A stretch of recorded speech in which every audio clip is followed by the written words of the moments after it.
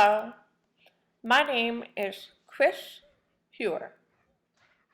I'm the editor of a new anthology of science fiction, horror, and fantasy stories coming out this fall entitled Tripping the Tail Fantastic.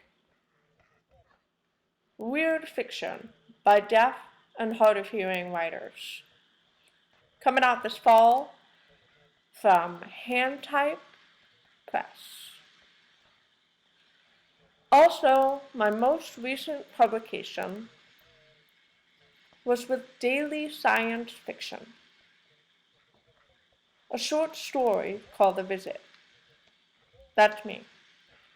And the reason for this somewhat lengthy introduction is to convince you just how much I love science fiction. I worship at the altar of science fiction. So, when the Deaf Poets Society contacted me, asking them to help promote the new and upcoming issue called Crips in Space, I jumped at the chance. Because I really love science fiction. Now, before I get further into this topic, I'd like to say their deadline for submissions is April 4th. Very important. If you want to learn more information, go to their website of the Deaf Poets Society. They're looking for fiction, non-fiction, art, poetry, and everything related to science fiction. Okay, if you don't mind, I'd like to tell you a story. Have you ever seen the movie War of the Worlds? I'm not talking about the 2005 movie starring Tom Cruise. That movie is actually a remake, and not what I mean. The original was produced in 1953. And in that movie, there's this unintentionally funny moment related to disabled people. Well, not exactly disabled people, but rather the language of deaf people, sign language. Okay, in that part of the movie, there's a scene where an asteroid already crashed into the Earth and created a deep crater, right? And there's this glowing, pulsating crater. And 3 men from the local area are left behind to keep watch over this crater. And the hero goes to town. So the 3 men are sitting and watching, and quickly they see something happen. What?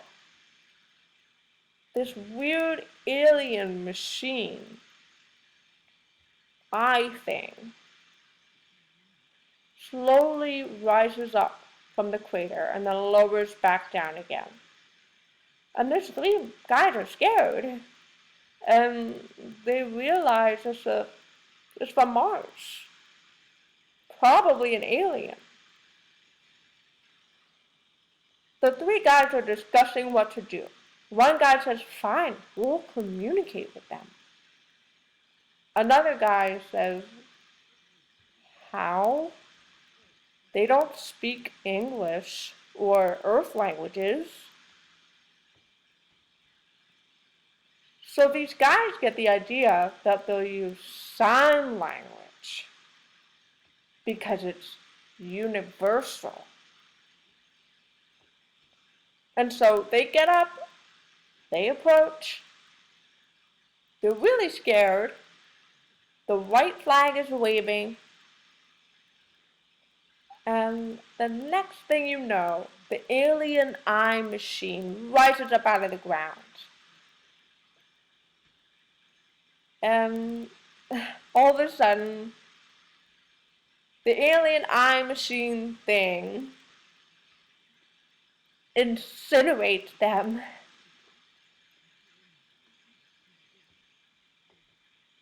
Finished. Okay, so why do I think that part of the movie is funny? Unintentionally funny, but It's because of the representation that pops up in fiction. Hearing people back then really believed sign language was universal, right? But that's not true. Sign language, ASL, varies from state to state. Not a lot in the United States, but it's still diverse. And from country to country, it's not the same language. But hearing people don't know that, right? So of course, in this movie, they believe ASL is the same, that signing on Earth must be how people on Mars communicate, right? But really, that's not right. There are different sign languages, and my point here is that this is the kind of representation in movies and books. It's all wrong, all the time, especially with representation of disabled people. As an example, these representations spread the message that we can do things we obviously can't, like lip read from 100 yards away. We can't. Or spread the message that we can't drive or do anything. That's false.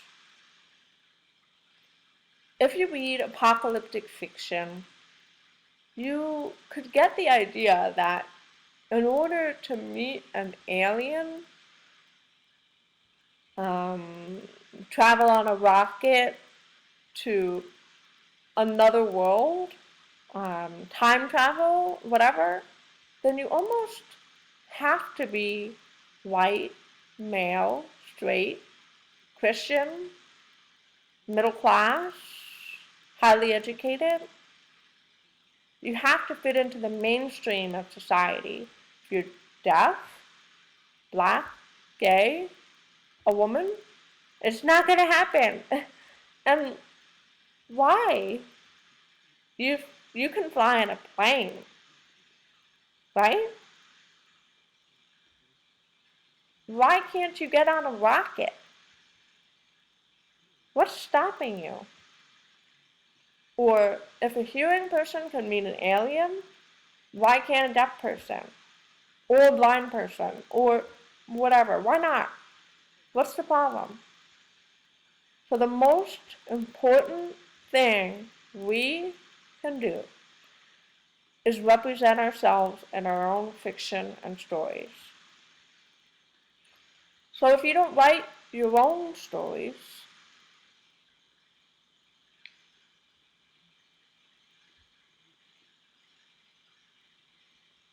that representation will never show up in fiction. Never. Or if it does happen, it will be wrong. And that's why it's so important we do it ourselves. This is the most important thing you can do. Again, remember,